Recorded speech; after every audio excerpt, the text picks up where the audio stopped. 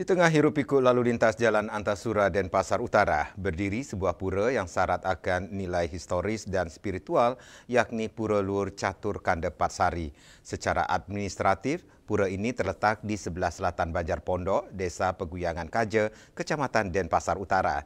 Meski sejarah pasti berdirinya belum ditemukan, diperkirakan pura ini telah ada sejak abad ke-17 atau ke-18 Masehi dan telah diempon oleh keluarga Jerumangku Pura secara turun-temurun hingga 11 keturunan.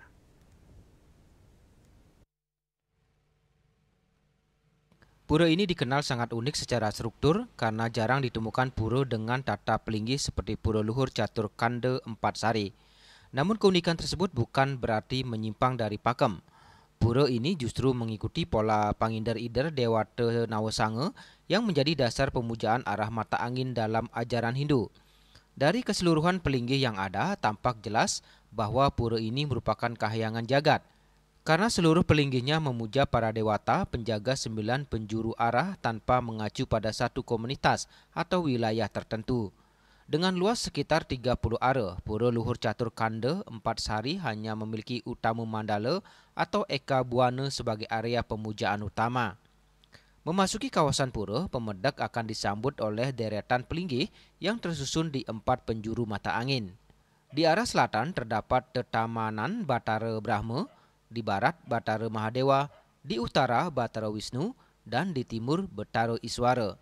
Sementara di tengah berdiri megah pelinggi utama bagi Batara Siwa, Batara Wisnu Pangurip-urip, Batara Iswara, Batara Brahma, Batara Ludra, Batara Mahadewa, Batara Sangkara, Batara Sambu, hingga Batara Maheswara, masing-masing dengan simbol Meru tumpang berbeda. Selain kekayaan arsitekturnya, pura ini juga menyimpan berbagai fenomena spiritual yang masih diyakini masyarakat. Di antaranya sering terlihat penampakan seperti ular poleng, naga, macan, babi, atau kereta emas yang diyakini sebagai wujud penjaga pura. Masyarakat pun percaya bahwa mereka yang datang dengan ketulusan hati akan memperoleh anugerah, termasuk lunas sentana atau memohon keturunan. Tara Brahma wenten, Tara Mahadewa wenten, Maheswara wenten, Wisnu wenten.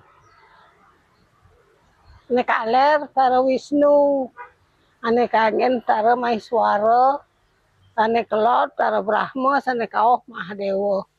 Penyawa yang pesakeh wenten, golawah wenten, pedangenten uluwatu wenten, batu karu wenten. Ane kaja kauh batu karu. Pura Luhur Catur Kanda Patsari memiliki 3 waktu puja wali utama, yakni perantanan catur atau anggara kasih pertama setelah nyepi, tilem kedasa atau telaga lan catur tetamanan, dan purnama jiyasta atau di luhur palinggih Batara Siwa. Sayangnya dibalik aura kesakralannya yang kuat, kondisi fisik pura kini kurang terawat, seolah kalah oleh laju modernisasi di sekitarnya. Umat penyungsung pun semakin berkurang jumlahnya sementara keluarga pengempon tengah menghadapi berbagai cobaan hidup. Meski demikian, berkah ide masih diyakini terus mengalir, terutama bagi siapapun yang tulus mengaturkan bakti kehadapannya. Menariknya, sejarah mencatat beberapa kejadian luar biasa yang berkaitan dengan pura ini. Sebelum peristiwa bom Bali 1 di Legian, pernah terjadi getaran mirip gempa di sekitar pura pada malam hari, yang oleh warga diyakini sebagai pertanda akan datangnya bencana besar. Kini Pura Luhur Catur Kanda Patsari bukan sekadar tempat sembahyang, melainkan juga simbol keteguhan spiritual umat Hindu Bali dalam menjaga warisan leluhur. Dengan segala keunikan dan kesakralannya, pura ini layak mendapat perhatian lebih dari masyarakat dan pemerintah agar tetap lestari sebagai pusaka suci penjaga keseimbangan buana. Hendra, Bali TV.